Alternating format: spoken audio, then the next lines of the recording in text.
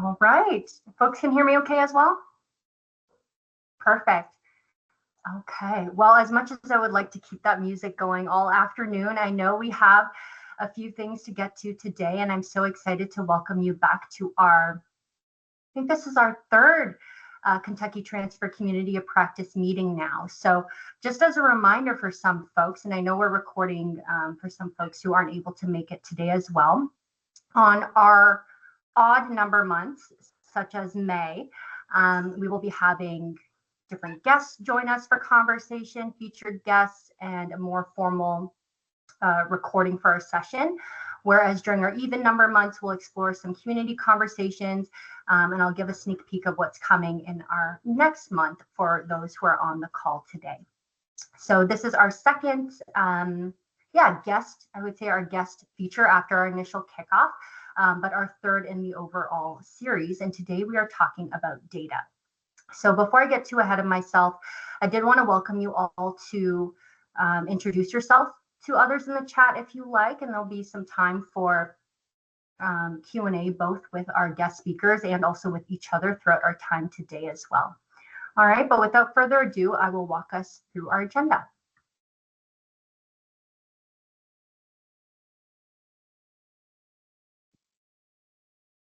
All right, I don't know if it's blinking for you all. I need to, okay, there it goes.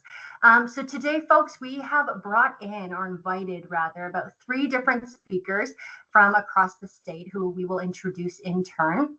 And they're each going to shed a little bit of perspective on what transfer data looks like at the institutional level, at the state level, and also at the national level. So if you are joining us on the call today, you probably received the overview of our session. And we did talk about how we had shared the Understanding Transfer Data Together survey ahead of our meeting today, so we could get just a little bit of a better idea of what folks were looking to learn.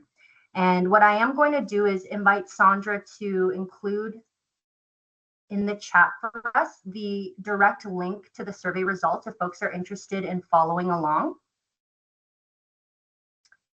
And if I do this, hopefully you'll also see some of the results on the screen. Okay, I feel like this is definitely a first for us, but as a program evaluation champion, I think it's always important to be transparent about some of the feedback we've been receiving and just give folks a sneak peek. So if you did fill out the form ahead of our session today, thank you for guiding us or giving us some direction on what you would like to see today. This form should look familiar. And this was all done in Microsoft Forms. So if you're accessing Teams, it should be available to you at your institutions as well. And Forms is a great way to collect some quick survey data, right, from your students or from your colleagues, from folks who report to you if you're a manager, a director, or a senior level executive. And you'll see just as we toggle to the responses section, a real, I think, helpful overview of the responses we received. So if you go ahead and click on Sandra's, there we go, that link there, you'll be able to follow along with the responses. And as I click through here, you should also get an idea of some of the areas folks were looking to learn more about. I'll zoom in a little bit here.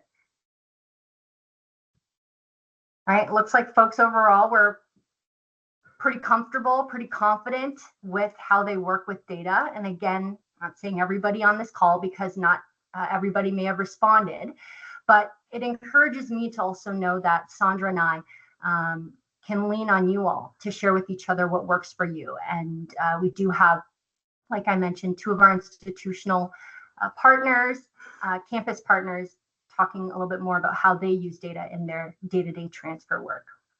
Here are some barriers to effectively using data. So lack of time was the greatest barrier, right? Followed by difficulty in applying data to decision making. And again, we'll talk a little bit more about barriers and we'll share some tips at the end of our time together as well. All right, I did remove the last question if you told us what your name was, just so it is anonymous as we share back to the larger group.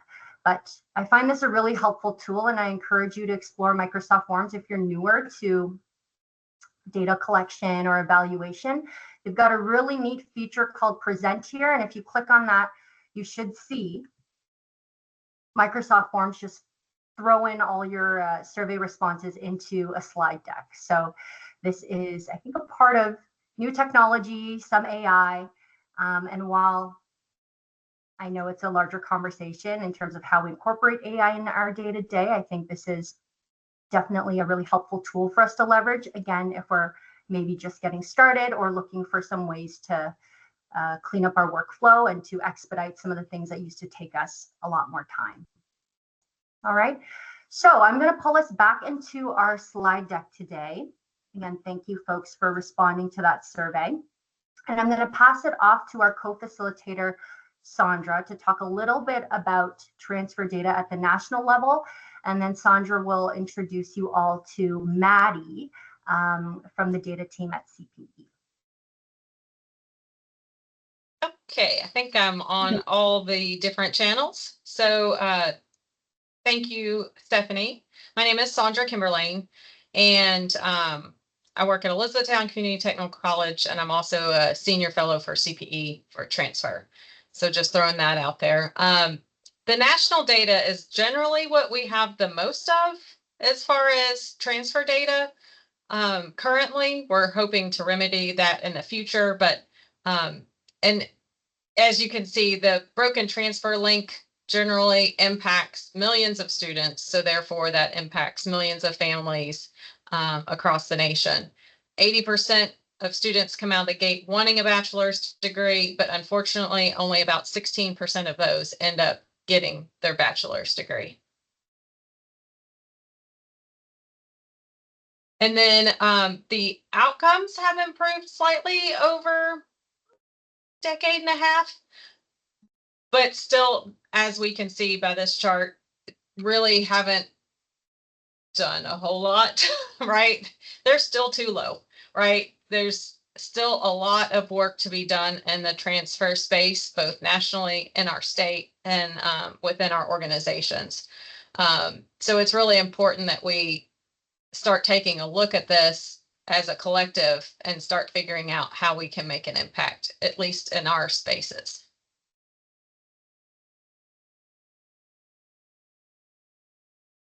Okay, and so this is also where you can see some disparities, right?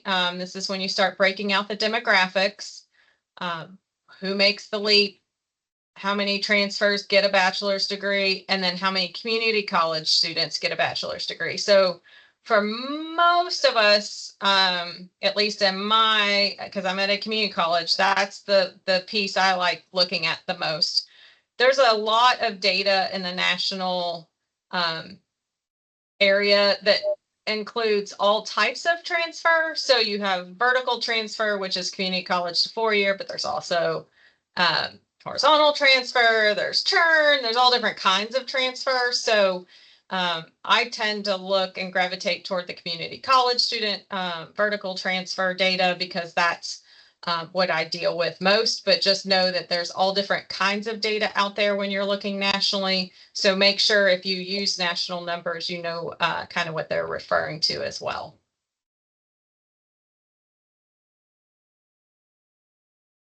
And then Maddie White is going to be joining us. She is the senior analyst with the data and advanced analytics team with CPE. So Maddie, I will turn this over to you. Wonderful, thank you. So I am Maddie White, or Madeline if you want my actual name that you have to email me at. I work for CPE in the Data and Advanced Analytics Department. So we're the people that make the dashboards and do all the reporting. We are also the team that collects all the data from the institutions, which includes transfer data. So at CPE, why we focus or why we want to start focusing on creating more information about transfer data and transfer students is because they are crucial to the success of all students and improving Kentucky, lessening gaps in equality, improving our success rates, and then also meeting our overall goal of the 60 by 30. So we want 60% of the workforce to have a degree. They are crucial in that effort. So some quick context. So nationally, the National Student Clearinghouse puts out a report each year for transfer. Now it is not as It's not going to include every single thing inside of the state of Kentucky, but it's going to have good national averages. And comparing Kentucky to the national averages, we're actually on par for what is considered the transfer share. So it's students of the total population that have transferred. We either are on par or equal to, or we are close to, with either one above or one below the national average for the last 2 or 3 years.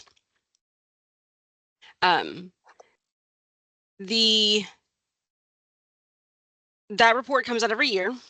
It is 1 to 2 years behind, depending on how you're looking at it, but it does have really good data, especially if you're looking for comparison points, not just Kentucky, but on a national level. CPE has a transfer dashboard. We'll go over that in a few minutes, or we'll review it in a few minutes. The CPE strategic agenda is where we have laid out the importance of transfer students and how we are going to help transfer students and what we are going to report on them. So how does CPE help you all do this? So CPE is I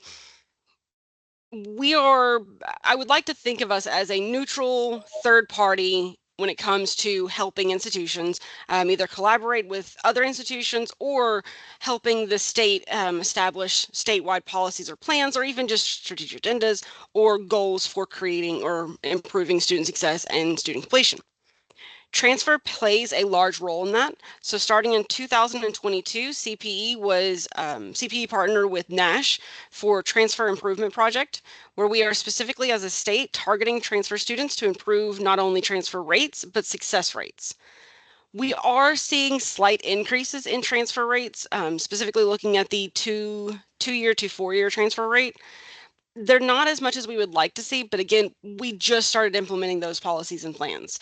And we're just now seeing improvements on our enrollment and our retention rates post-COVID. So you have to keep in mind when it comes to transfer, if you make a policy change today, it's not going to be next term that you may see that improvement. You may not see that improvement for 2 to 3 years because your students have to get in, they have to complete what they need to do at the first institution to transfer on to the next. CPE is a central location for all the institutions in the state of Kentucky, private or all the public, and then most of the private institutions report to CPE. We collect this data, we collect it multiple times throughout the year, and the main thing is going to be our enrollment files. So our enrollment files are submitted 3 times a year, and in those files we have transfer data. So we include if a student transferred to or from, and then we also compare those files to other ones. So we may take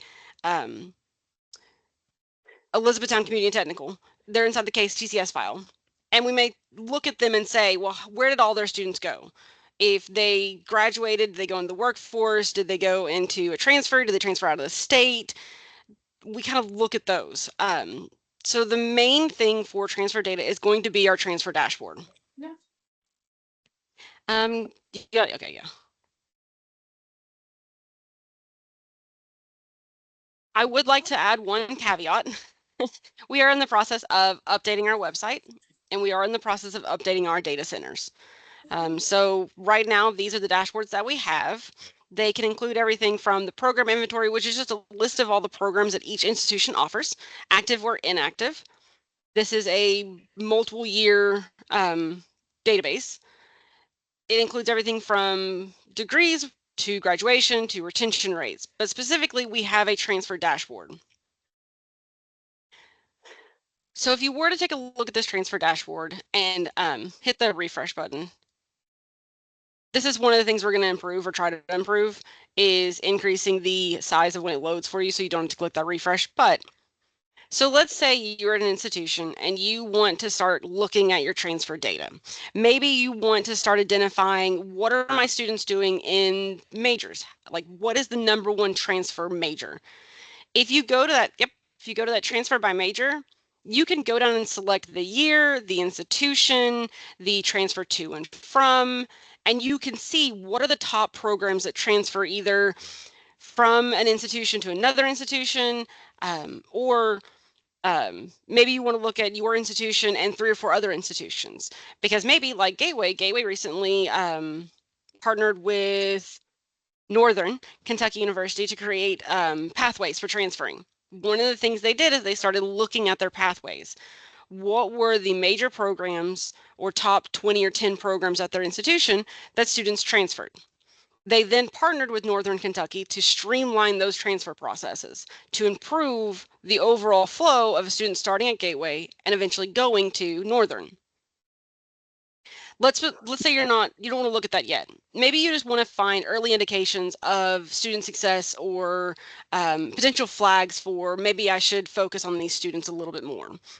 If you look at the retention rates or graduation rates, these are going to show you of the students that transferred, what was the retention rate, what was the graduation rate. You can break it down by year, you can break it down by, let's say specifically you are at Northern and you want to know of Northern, what's the graduation and retention rate of students that came from Gateway. This could help you identify maybe student populations to do outbound campaigns for. So when I worked at KCTCS, we did outbound campaigns for tutoring programs. And one of the things we identified were certain characteristics of students or student groups that had a higher percentage of not succeeding. We did this multiple times throughout the year, but we sent out campaigns saying, hey, here are the things that are offered for student success. So this included tutoring, this included anything from maybe childcare to extracurricular activities to anything like that. And what we did is we looked at our student population to identify those flags. This tablet or this dashboard can help you identify those maybe overarching. Again, it's all aggregated data, so you're not going to be able to get down to like the specific student, but you can see the overall. Another one we'll be looking at maybe would be average GPA. So if you look at the average GPA, you can say, okay, on average, most of them are having X, Y, and Z GPA. You could then maybe do a campaign for students that aren't within the certain range of that average, because they could be okay, these students are approaching, we're going to lose them, or they're not going to come back, or they're not going to be successful. The other thing outside of this dashboard that I want to show you all, and we'll talk about in a minute, is the publications that CPE puts out that is good for trend analysis, so multiple years. I did want to open it up for questions on just the dashboard. Did you all have any questions related to the Tableau dashboard?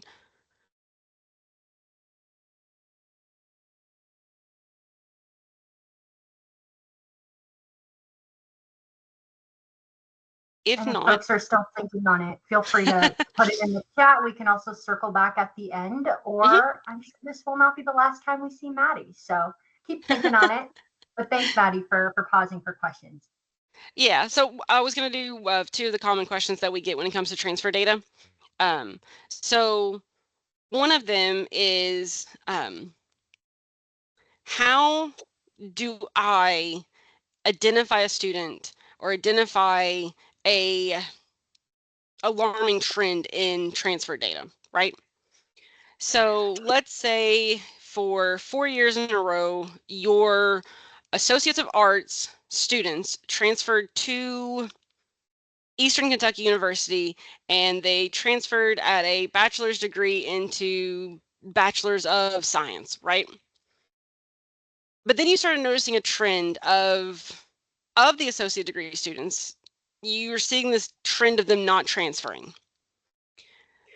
So that would be a good indication to look at both of those programs and see if there is a misalignment with the pathways. Meaning, maybe those students are still completing their associate's degree, but maybe there was a change at EKU where not all of the credentials are going into the actual degree. Maybe they're going into gen ed. Maybe students are having to repeat courses. For instance, EKU, one of their strategic agendas is specifically looking at pathways.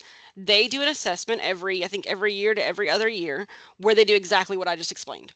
They take their students that transferred in and they try to find where they're not, if there's a dip or a lull or a change in the transfer patterns, and they try to figure out why. Was it a change in the program? Was it a change in the courses they were offering?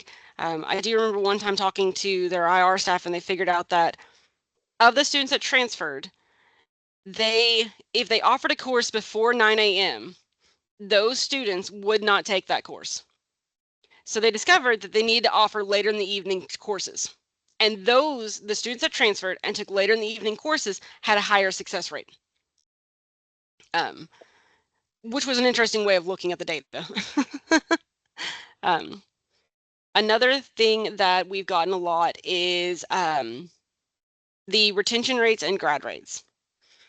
So retention rate is a fall to fall, and then grad rate, of course, is the graduation rate. So did the students graduate in a certain time frame? We are reworking the transfer dashboard, and one of the suggestions that came up in one of our IR meetings was to re-look at the grad rate and retention rates, not for strategic plans or anything like that, but instead of looking at it for our non-traditional students in a traditional concept of retention and grad rate, instead we look at, of the students that were not in the graduation cohort, what happened to them? Did they graduate? Did they drop out? Maybe they dropped out in the spring and they returned in the following spring. They weren't retained in the traditional fall to fall, but they were retained. They just skipped out a fall term and they came back in a spring. So it is one of the things that we were looking at for when we're improving or redoing the dashboard, is we're going to look at those of the students that didn't meet into the traditional definitions, what happened to them.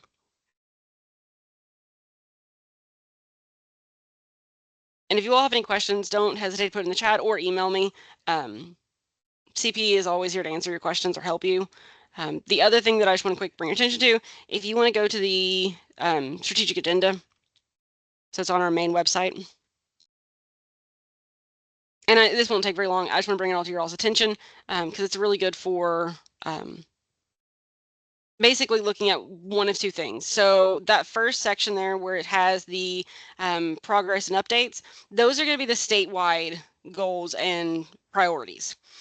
In the success category of the strategic agenda, we do have transfer priorities. We have 4 of them. They are, put them in my notes. Work with campuses to reduce barriers to prevent seamless transfer credits. So we are looking to take down or help take down some of those barriers. And then we have, it's in the success section. So yep, keep going, down one more page. And that one, yep. So it is number 6 in our success section. And so we have 2 predominant ones. So the other one is promoting transfer opportunities and pathways. So that's where CPE can help, kind of like if you needed help pull data, help look at the statewide trends. The other flip side of this is each one of the public institutions develops a strategic agenda plan where they have laid out what they're going to do to help meet or help try to achieve these goals of priorities. So each one of the institutions has a specific plan related to transfer metrics. So it's a good place to look and see what each institution is doing, and maybe some institutions doing something that you didn't think about doing.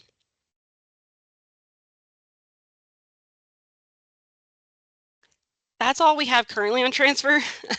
Like I said, we are working to update and change our data center, and we are hoping to have a more robust transfer metric, and then including transfer information in some of our other dashboards. So maybe the degrees dashboard, the enrollment dashboard will include transfer metrics. Thank you so much, Maddie. Yep. I appreciate that overview. I could, we just had a chat in the office the other day, and I feel like we could just go on and on because there is so much data that's there, maybe not in its final form for us to digest at our various levels of aptitude and readiness, both individually and institutionally. But I know there's certainly a lot of hard work that goes into making sure things are well connected, things are well cited, right? That it's accurate, timely, and reliable. And I really do not take that for granted. So folks, Maddie is more of a recent addition to our CPE team, and she's just been a wonder to work with to date. So again, really, if you do have questions, please don't hesitate to reach out to Maddie or myself. Yeah, Maddie's also working on some kind of like a tech specs document, which will flesh out, additional concepts and I think definitions. And so if you are really keen on learning more about raw data or how the docs are connected in this often black box, right? There are people who share that, what do I call that? Share that same passion. And if you're not interested, again, this is why we have the dashboard, right? This is why today we're doing what I call like a tasting menu, a little sampler of raw data that you can pull with CPE's help and or independently, but also a little bit of qualitative research, which Chris Butcher will talk about shortly, a little bit of quantitative data pulling from NSC at the individual level, at the disaggregated level, and hopefully that sampler will give you some ideas on where to go next. So Maddie, you're welcome to hang around, but I know if you're busy, don't feel obligated. Thank you so much again for chatting with us today. Thank you for having me. I'll stay on the call. I'll just turn my camera off because I'm going to work on some other stuff. But if you need me, just holler. Thank you. All good. Appreciate you. Okay, I'm going to get us back to our slides. Is that showing full screen for folks again? In a pile. Okay. Do I have, hold on, somebody on the phone? No. What was the Okay, last all name? good. Oh, is that just me? Am I hearing? Hold on.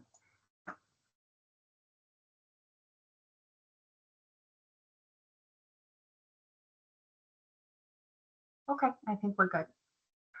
I am learning, here's a fun fact, I am learning Romanian to eavesdrop on, no, my spouse is Romanian, and when I told him I was learning Romanian, he thought it was endearing, but he said it wasn't as big of a language as Canada, where we're from, French and English, or in the US, Spanish and English, so utility wasn't high. And I said, oh, I can eavesdrop to you and your family when we're together. So anyway, it's been fun. I'm on Duolingo, but in a professional setting, I will remind folks to just keep things muted, and then we'll chug along.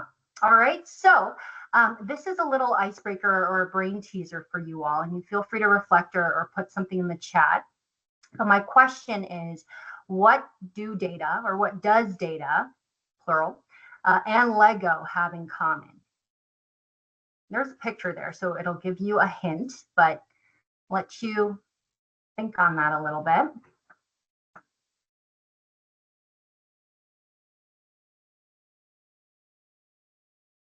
Okay. And I will reveal on the next slide. I think they have a lot in common. And I was brainstorming on my own. I do recall this kind of metaphor being shared with me in a intro to data science, some kind of course, or intro to program evaluation that I've been a part of before. And it was a metaphor that definitely stuck around. So I had pulled together some notes of what I remembered from that training, but also tried to brainstorm a little bit out of the box. And there we go. Our slides are flashing again. But here are some of the things that I pulled together, right? Lego data kind of consists of some raw materials, and you'll see that in step 1. Often requires thoughtful arrangement, right? Can be used to tell powerful stories. Value is unlocked through creativity and skill. So depending on who is utilizing the data, pulling it together to tell a story, there are many different ways you can combine, right? Data to tell a story, ways in which you can do so more ethically, I would argue, right? And less ethically, right? We've all seen, I'm sure, a statistic that you've maybe done a double take on or thought, oh, hold on, there might be a little bit more there than meets the eye. So endless varieties, kind of infinite combinations, but requires, again, thoughtful engagement to put together in a way that is reliable, sound, and productive for, the case perhaps you want to make. You can present data or Lego in a very simple or complex way. I know here in Louisville, we have lots of different fairs and conventions, and people will build really complex like Lego models and bring them to vote on and win awards for, right? So it can definitely be more simple or more rudimentary, but much more complex.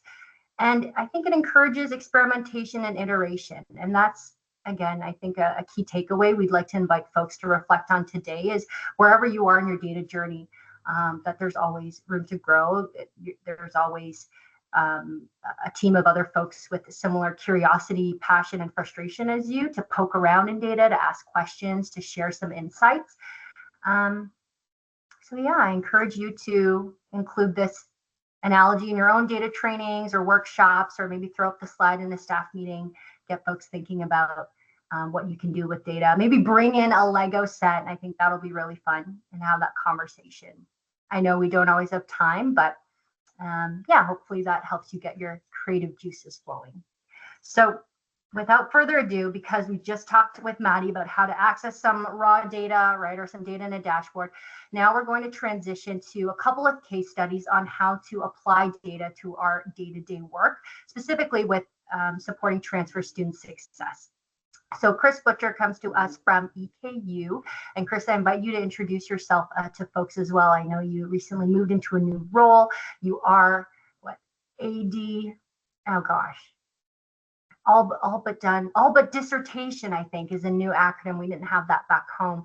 But you're working on, I think, your dissertation, and you've just brought really great perspective and lots of feedback. I know we've chatted over email as well. So feel free to introduce yourself to the group and share with us what you wanted to discuss today.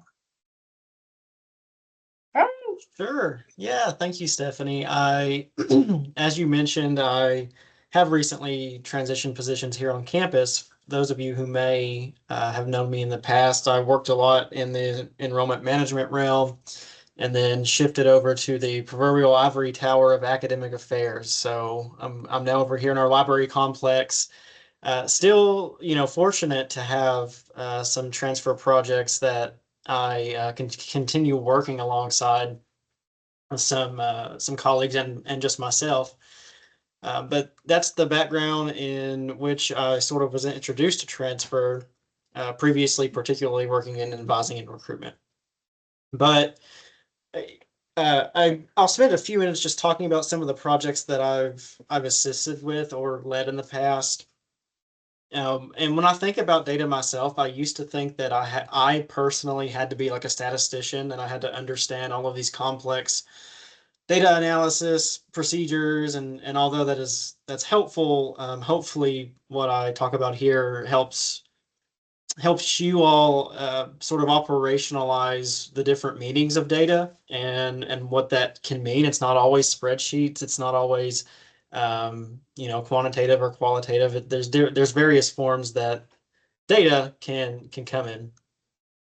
So one notion that or one project that I wanted to talk about a little bit about was about a year ago. We worked on, well, let me see if I can pull this slide up.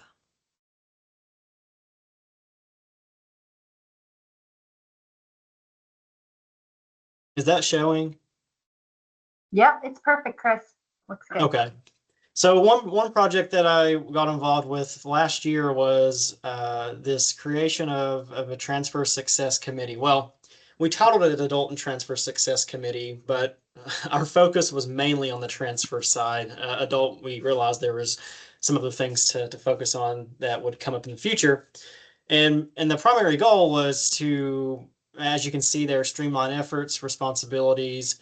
One of my projects was enhancing the transfer culture across the university, more specifically cross-divisionally. Enhancing the student experience, of course, that's always the goal. And this was introduced as a three-phase, 2-year approach. So phase 1, 2, and 3 over 24 months, give or take. And the first phase was really having a comprehensive understanding of transfer, not just nationally, like some of the stats that were talked about earlier, but at our own institution, just to get a feel of who our students actually are. I think it was over the course of the past 5 years, I think. And so we looked at various trends and demographics. I have notes here as well. So there are some things that didn't really surprise me. One was transfer students typically seek assistance with academic advising at a higher rate than native students. Makes sense. There are some other things that I thought was interesting. Noel Levitz and National Student Clearinghouse talked about how 40% of transfer students, I don't know what the overall number of those students were, so that's subjective, but 40% of them didn't complete Algebra 2 while in high school. So that was just a random stat I came across. And we also looked at some things we found interesting ourselves as an institution. So we compared transfer cohorts across spring and fall semesters by modality. We knew that online enrollment was growing, but to actually see that in action was pretty interesting. We looked at top 5 to 10 programs, again by modality as well. We looked at general education certification, how many of our transfer students were fully GE certified or not. And we looked at like some basic demographics as well. So age was listed here, of course, first generation, Pell eligibility, residency, of course, and in-state was the overwhelming majority. And then we also did some benchmarking as a part of this group. And that was looking at other transfer centers, other transfer websites, other transfer policies, articulation agreements, etc. And what we found and what matched the research pretty closely was, although the transfer articulation agreements and pathways were intended to be helpful, students are not or were not understanding them, so the applicability just wasn't there.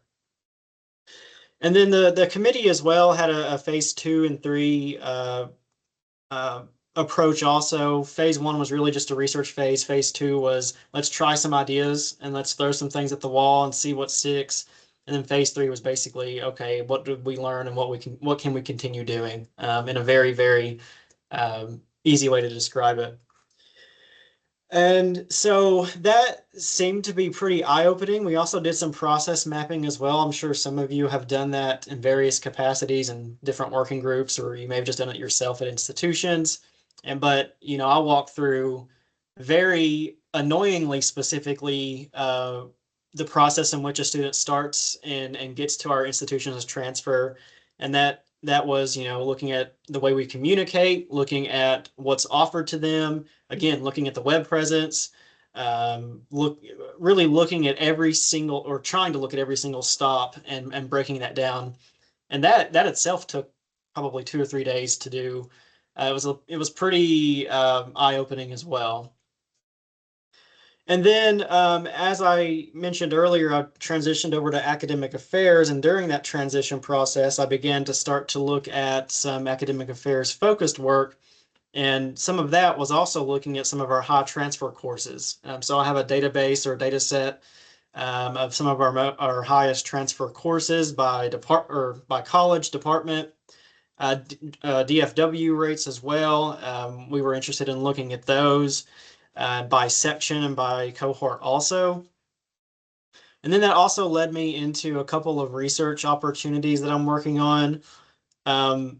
One is understanding this idea of transfer student capital, which is basically just specific capital that's relevant for transfer students, and understanding how us as higher education professionals can challenge or develop that from an institutional standpoint and not necessarily from a qualitative standpoint and not necessarily from a quantitative.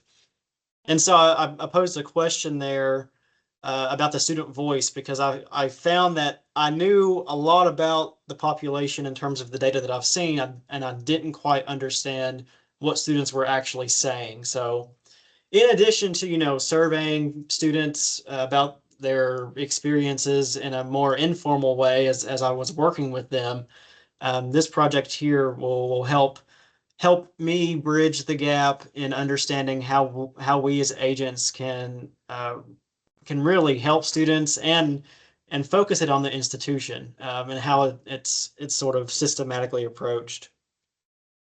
And then secondly, another project that came about was more related to employability skills, because that's a hot topic right now as well.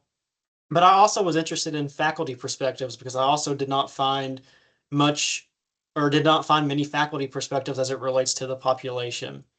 And so what I found, this is actually complete, the other study is not, but what I found with this was faculty do a great job at supporting students, providing experiential learning, applied assignments, and things like that. They just were facing challenges such as misadvising, which again is not uncommon, credit misalignment, credit loss for students, and also faculty not understanding the population. I did a talk here at the institution last spring. Well, I think it was last semester that really talked about an overview of the population and some of the data points I mentioned, like the courses and the first gen and all of that. And I think I had about 4 to 5 faculty members who came up and said, well, I'd love to help out the population. I just don't know who they are. I don't know what, specific things about them. And so then someone posed the idea of maybe having an indicator on faculty rosters, course rosters indicating transfer. Some liked the idea, some didn't, but it at least generated some conversation. But so, I mean, those 3 projects are ways in which I've utilized transfer data in sort of a different way, going back to the committee specifically, not just, again, looking at national studies, but looking at what we're doing as process, looking at the survey results that we had, looking at budget, looking at ROI, and looking at transfer culture. So I know I've been rambling. I hope that has been helpful, and I think I'll continue doing the work here, even though I have transitioned over. Thank you, Chris. Now, I know you have a lot of passion for this work, and I really appreciate your perspective on how data is, what were we saying via email? Data was everywhere, or data is everything, or it can be at least, right? And so I think being, again, thoughtful about what we're sharing, but also broadening the conversation so that it's not just the quantitative spreadsheet, right? That's maybe the picture that you get if you asked AI is like the penultimate stereotypical picture, right? It includes things like student voice, faculty perspective, a little bit of budget, the ROI. It's holistic, and I appreciate that you demonstrated that through some examples of various studies that have been completed and that are also going on. So maybe we'll hold on to some questions for the end. I wanted to share a little bit of a different perspective that one of our senior fellows at CPE, John Hall, will present, and this will have to do with understanding transfer destinations with NSC data, and hopefully pair well quantitative and qualitative with the conversation Chris just had with us. Okay, John, over to you. Yeah, thanks, Stephanie. So to give a quick context, my background, I worked at Gateway in KCTCS for about 6 years in transfer services before coming over here to NKU to work in student success data. So when I was at Gateway, I often found myself asking, what happened to our students? Where did our students go when I was working in transfer? And what it kind of led to was a lot of things, but I started having these questions, and I have a problem where I want to answer these questions. Sometimes it becomes a lot more work than I anticipated, and I regret asking these questions at some point. But what I want to show you is something that it kind of led to. So I'm going to share my screen here. Stephanie will confirm that you all can see it. What I ended up with was I built a database that basically showed every student that ever took a class at Gateway over about an 8-year period. This was probably a 2-year project that just kind of kept building and building. So obviously that's a lot of work.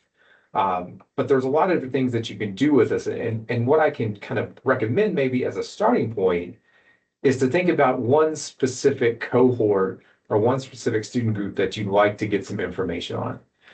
So my thought would be, well, what if we looked at students that earned an associate's degree from my institution? Obviously, this would be pointed to KCTCS in the 23-24 academic year. So that's information that you could pull from your data warehouse, your data sources. You could do that, or get someone from your IR team to help you out with that. But one of the biggest challenges in getting this is figuring out what your student population is. So obviously I got to the point where it was every student, but that was a lot.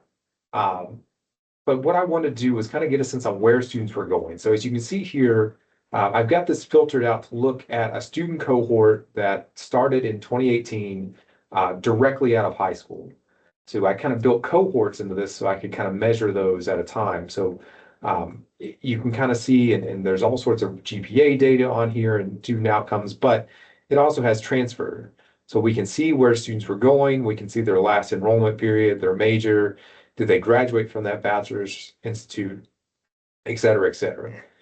So there's a lot of cool things that you can do with this data, right? Like we've been talking this whole session about kind of telling the story of things, how things are working with this data, but I kind of challenge you all to be more proactive with this data. So not just being able to be reactive and see what's happened, but also, from this list here, I could get a sense of students who had gotten an associate in arts degree or associate in science degree and hadn't transferred anywhere yet. So now I could proactively reach out to those students and kind of suggest, hey, you were at Gateway, you got this degree that's meant to transfer, you haven't transferred yet. Can I help? What can I do to help you get to that next step? Because I also knew that would help us out in performance funding. They did it in a certain time period. So it had to be more on time than looking at 2018, but there were some positive aspects to it as well. It was also, looking at all students, you can look at stopouts too, right? So I could see, all right, who are the students that started and then stopped out? Who stopped out and hasn't gone anywhere else? All right, we started a campaign to reach out to those students. We even had some funding to help, do a scholarship to get students back, all sorts of fun stuff there. What I'm going to show you in the short amount of time that I have is how to actually do this work. So let's say you started with that population of associate degree earners in 23-24. Okay, what do you do to find out what happened to those students? Well, you can submit that data to the National Student Clearinghouse and get a report back on their enrollment. It's called a subsequent enrollment report. There's 2 steps to that. The first step is we're going to build that list. So what you're seeing here, this is the actual formatted, because it has to be a specific format for the Student Clearinghouse to accept this list. And so what you're kind of needing to have is your first name, your middle initial, your last name, your suffix. You're going to have the date of birth. You're going to have the date that you want to start searching for your subsequent enrollment. So if you're looking at 23-24 graduates, I would start my subsequent enrollment report maybe that August of 2024. And then you can see all enrollment for those students starting August 2024 to the present. Got a couple other little things here. This is your school code. It should be the same as your FAFSA code. And then the last column is something you can do to put your student ID in. So when you get the report back, you can easily match it up to your base list. So everything matches up really easy. This is a template that you can get from the Student Clearinghouse to build this list, to make it all fit. You can find those online as well. So if you build out your list, you submit it, you upload it to what's called an FTP. It's like a special server that you upload files to in the Clearinghouse. Everyone has Clearinghouse access because you have to upload enrollment reports. So you may not have it individually, but the school has it, so you can get it to somebody that can upload it for you if you don't have the ability to do it yourself. Then, when you actually submit the report, it takes a very short amount of time that you would expect, and you would get a report back that looks something like this. So this is your Clearinghouse report. It'll show the first name, which I've blacked out for privacy reasons, and then the return field is where you can get your student ID. But it will show you all enrollment. So if you look at this student here, it's the same student, and it's showing by term. So it'll show, if you're in a place that's got, the 6-week terms, accelerated, it'll show those. If you're more traditional, it'll just show the normal, like you see in Murray State here, August 2020 through December 2020. So it'll show your start date, your end date for that enrollment period, the major. Some schools don't list the major sometimes, and most of them do, and then the school itself. And so this is where it gets to be a challenge. And this, Stephanie and I have talked about how we can maybe have a longer session about manipulating this data to get to where you want it to be. So for me, when I get this back, I always try to narrow this down into one row for each student. That way I can match that back up to my main list. And then, like you saw with this big database, I can have everything set on one row for each student to tell that story. But that can be a little bit of a process. But it can tell you if a student graduated or not, tell you where they're enrolled, the period that they enrolled, and their major. So there's a lot of things that you can pull from this to take back in. But if you hadn't done this before, hadn't seen it before, this is what the enrollment report looks like from the clearinghouse. You know, sometimes you have to deal with students that have been at multiple institutions and what that looks like. This is a list from NKU. So I was looking at students. So this will have some high school data on there. If you're doing subsequent enrollment for graduates, you wouldn't have the high school stuff that you have to figure out what to get rid of. You know, sometimes you might have a student that goes on to a graduate degree. You don't want to worry about those. It does give you codes for the class of students. So F is freshman, and then you get like an M and a J as like a professional level. So you can filter out some of the stuff that you don't need. But kind of interesting stuff. You can get that back and really start to build that data. So I just like to kind of go through and show you that, how to do it. It's not, I think Chris kind of mentioned you don't have to be a statistician to work with data. You don't have to be a data analyst to do these reports either. Just take some practice. AI is your friend. Like how can I manipulate this to make sense? I use AI pretty much every day to get formulas, to figure out how to do things. It's amazing. So lots of cool opportunities there, but it really helped in two ways. Tell the story. I could see on an individual level where students were going. And I could look at their majors. I could look at their institutions if they were still enrolled. But I also could then be proactive and reach out to students who hadn't transferred yet, who had stopped out. I could be more proactive and get better engagement with students and more tailored, personalized communication to those students as well. So lots of cool opportunities there. Just want to take a second and share some of the proactive data work that I've been doing in the past.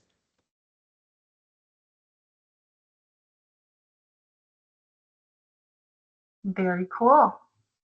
I mean, I certainly did not go to school for data, but at some point I opened my first spreadsheet and eventually got over, a little bit of overwhelm and now feel really good. Like with any skill set is like a muscle that needs to be practiced. So maybe I'll pause here and check in again with folks who are on the call. Do we have any questions, comments for Chris or John?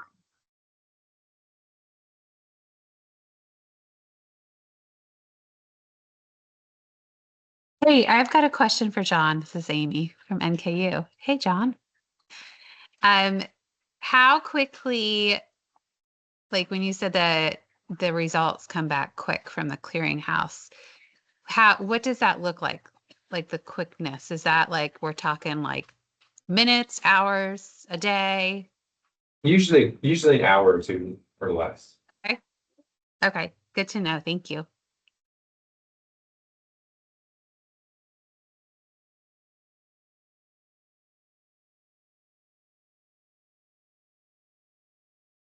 Any other folks?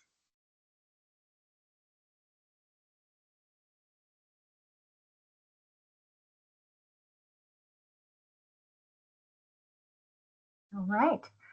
Well, what I will say is, and just to reiterate some of the great points that John made, I mean, AI is your friend. And if you're like me, and whenever somebody mentions AI, I'm going, what do you mean? Like, where is it? How do I use it? I mean, ChatGPT is one specific case I know John and I have discussed. If you go and just ask the question, how do I put this information in a table? How do I create a table? It will tell you step by step, click on this, click on that. I've tried asking, I don't see that button. You ask me to click on that, I'm not seeing it. They'll go, oh, here are 5 reasons why. You may be on the wrong version of Windows. You may need to refresh your screen.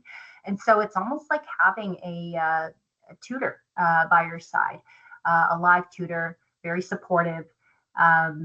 Anyway, and hopefully factual. So I know solved a few problems through the use of AI that way. Otherwise, again, like John mentioned, there are templates online, and we have created, folks, a step-by-step for how to do what John had mentioned. That'll be in the appendix of the slides. There are 5 steps.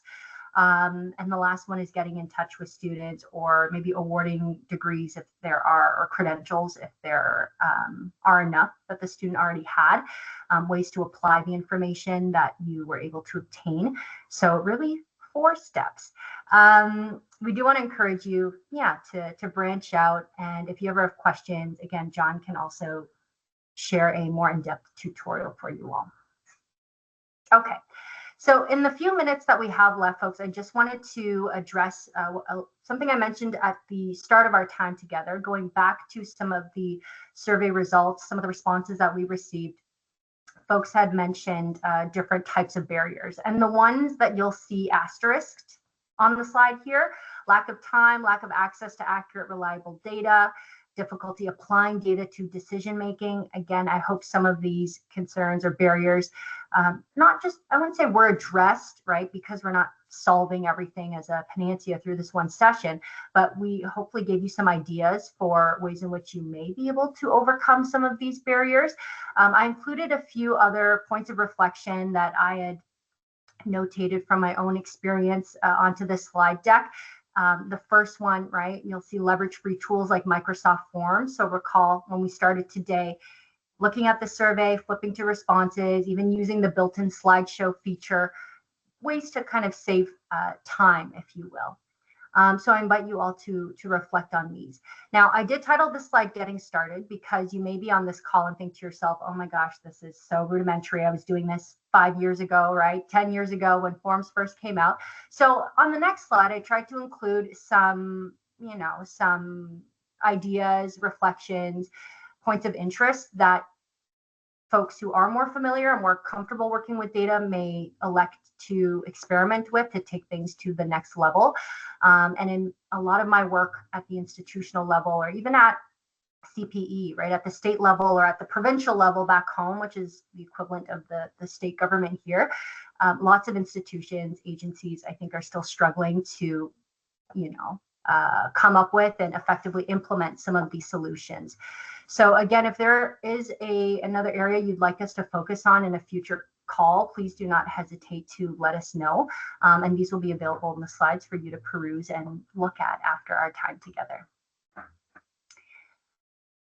don't know where. Okay, that went.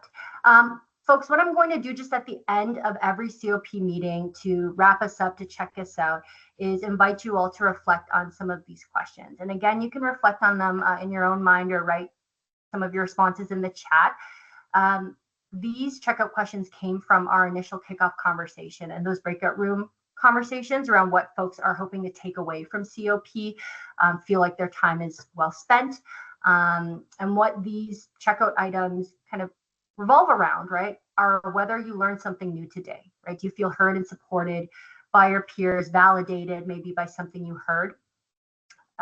Who is somebody I can connect with in the transfer COP, right? Can we create shared synergies? If you've always thought of a similar project, right, maybe something that Chris said really created an earworm in your mind, right, or you'd like to learn a little bit more from Chris, or maybe you can reach out to Chris. Are there any insights from our discussion today that Stephanie and Sandra can advocate for at CPE, or maybe do a little bit more digging on? So, really, I want to keep the door open for folks to share their comments and feedback. Again, if there are things you want us to look into a little bit more, please don't hesitate to let us know. Otherwise, again, these are fairly common for the end of our time together. We always invite you to fill out our feedback form, connect with a colleague through the Transfer COP networking list. I think we have up to maybe 35 members, contacts now, but also areas of interest that people have. So you know who you're reaching out to for what. You can find folks who have a similar area of interest as you. And then if you want to keep the data transfer conversation going, I'll invite Sandra to drop the link to the Encyclopedia of Transfer Data. This is just a fun title that I created. I tried to compile for our community, but also for me, all the different platforms or websites through which I know that transfer data is shared, or my colleagues have kind of pointed me to. And I think I've pulled together maybe like 15 or so different sources, NCES, the iPads or KPEDs. Again, if you're not unfamiliar, as I was and still am to a large extent, you can read a little bit more about that in the doc. And the doc is live, so if there's something you want to notate for your peers or ask a question about, you can do that all on the Google Doc as well. We can reconnect with Chris Butcher or John Hall today. We can invite Maddie back for a demo of the new dashboard as well. And if you have a story, a data story you want to share about transfer, something that is a success or is frustrating, you're welcome to connect with us and and speak at our next COP as well. Our next one is coming up on June 25th, folks. Same date, last Wednesday of the month, and same time. And at that discussion, we'll talk a little bit more about inviting, again, PD speakers. We have a little bit of a budget for our COP set aside from CPE. And so I'd love to pick all of your brains on how you think we could best spend this budget to support all of you in your work. Again, that could be a guest speaker. It could be a mentorship program. It could be, I don't know, funding different ideas for collaborative projects. And we'll talk more about that at our next session as well. Okay, so, I wanted to end off with this quote: if you don't know where you are going, any road will get you there. I think sometimes it's attributed to different folks. Lewis Carroll was the author of Alice in Wonderland.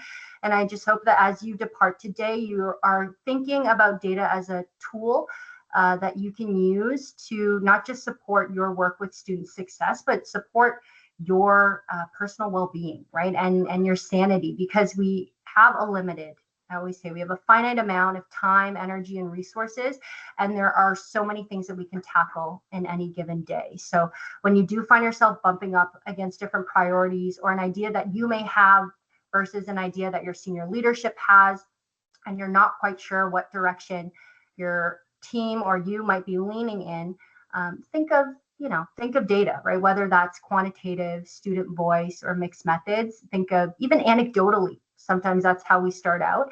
And hopefully that culture of data, of continuous improvement, of student-centered, right, evidence-based decision-making will come in time. So again, we are your community here at the Transfer Community of Practice, and we're always happy to encourage and hear you vent a little bit and brainstorm ideas with you. Okay, so you have our contact information on the slide, but again, via email. And we will send and post this information to the Impact Exchange via email. You'll get a recording of the session if you want to share it with a colleague or just revisit it for your own reference. You'll find in the appendix of the slides, again, the step-by-step for the National Student Clearinghouse exercise that John walked us through. And I think that's it for today. So, we're a couple minutes over time. I appreciate you all for sticking around with us. As usual, some of the CPE folks can hang around back. If you do have a question you want to ask privately, we can turn off the recording.